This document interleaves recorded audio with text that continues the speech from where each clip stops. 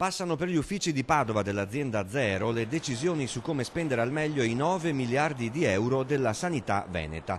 Nel palazzo semicircolare, ex banca commerciale, tra via Ugo Foscolo e Corso del Popolo, si è insediata da pochi giorni la neodirettrice della struttura strategica e amministrativa della sanità regionale. È stata pensata Azienda Zero come una holding che sgrava di attività, quindi di carichi di lavoro, le aziende territoriali e queste appunto quindi sgrava di attività, concentriamo le risorse, ottimizziamo i tempi, evitiamo i doppioni e utilizziamo al meglio queste appunto risorse impiegandole nell'assistenza. L'azienda Zero ha eliminato i doppioni come gli ex 23 uffici concorsi, i 23 uffici tecnici, i 23 uffici legali.